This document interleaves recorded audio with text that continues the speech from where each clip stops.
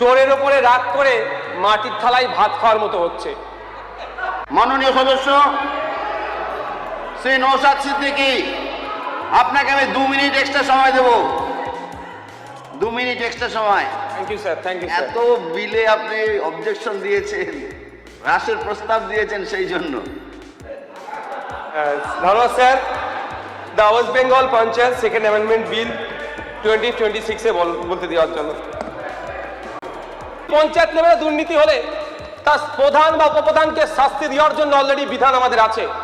পশ্চিমবঙ্গ লোকায়ত্ত আইন 2003 বলছে কি, যদি কোনো প্রধান কোনো উপপ্রধান তার যে রাইট আছে এক্সারসাইজ করতে ব্যর্থ হয় বা দুর্নীতি করে বা ইচ্ছাকৃতভাবে সে ক্ষমতার অপব্যবহার করে, তাহলে লোকায়ত্ত আইন 2003 অনুযায়ী তার বিরুদ্ধে যদি কোনো মানুষ অ্যাপ্লিকেশন করে সেটাকে ইনভেস্ট করার ক্ষমতা রাখছে।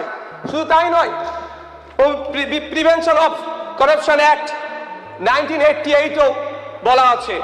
দ্য ওয়েস্ট বেঙ্গল পঞ্চায়েত অ্যাক্ট 1973-তে দুটো প্রভিশন দিয়ে আছে, সেকশন 213 অ্যান্ড সেকশন 12। সরাসরি এখানে পঞ্চায়েতের প্রধান উপপ্রধান কোনো রকম দুর্নীতি করলে তার বিরুদ্ধে কি ব্যবস্থা গ্রহণ করা যায় সে কথা উল্লেখ আছে। স্যার, পঞ্চায়েতি রাজ সম্পর্কে আমি প্রথমে একটা ইন্ট্রোডাকশন দিতে চাই। পশ্চিমবঙ্গে 1973 সালে পঞ্চায়েতে আইনের মাধ্যমে ত্রিস্তর পঞ্চায়েত ব্যবস্থা প্রবর্তিত হলেও যা কার্যকর হয় 1958 সালে বামফ্রন্ট সরকারের মাধ্যমে। তার 1958 সালে বামফ্রন্ট সরকারের মাধ্যমে। তারপর থেকেই স্যার প্রতি 5 বছর অন্তর নির্বাচন হয়ে আসছে।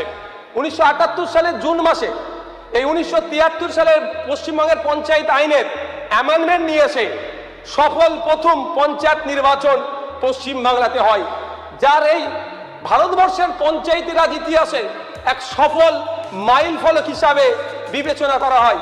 এবং 1992 সালের 73তম সংবিধান সংশোধনীর আগে পর্যন্ত এটাকে একটা গুরুত্বপূর্ণ দৃষ্টান্ত হিসাবে বিবেচনা করা হতো।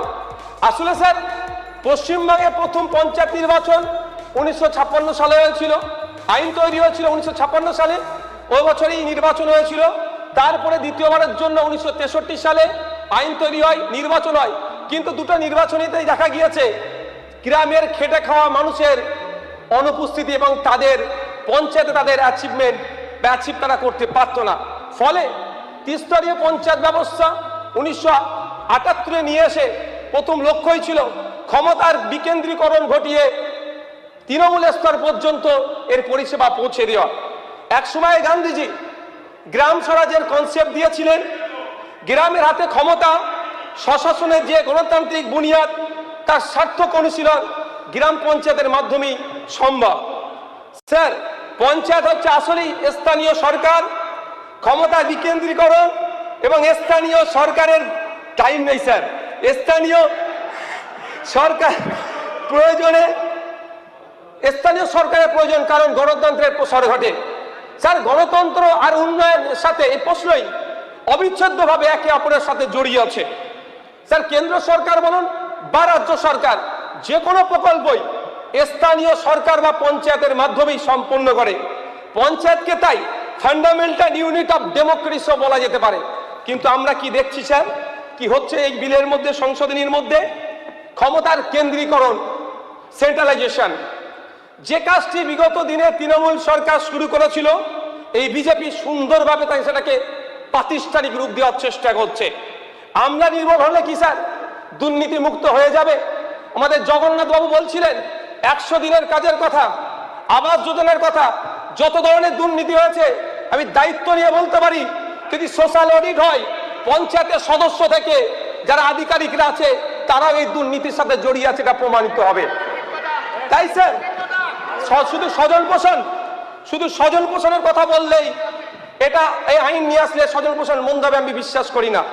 কারণ স্যার, যেগুলো সংশোধন করা হচ্ছে, যেমন 16B 45 সেকশন 214, এর দ্বারাই দেখা যাচ্ছে জনগণের দ্বারা নির্বাচিত জনপ্রতিনিধির ক্ষমতা কেড়ে নেওয়া হচ্ছে, ক্ষমতা খর্ব করে প্রশাসনিক আমলাদের হাতে ক্ষমতা তুলে দেওয়া হচ্ছে। পঞ্চায়েতি রাজের অ্যাকচুয়াল যেটা লক্ষ্য উদ্দেশ্য সেটাকে ডাইলুট করা হচ্ছে। স্যার এটা গণতন্ত্রের জন্য স্বাস্থ্যকর নয়, অশানী সংকেত বলে আমরা মনে করছি।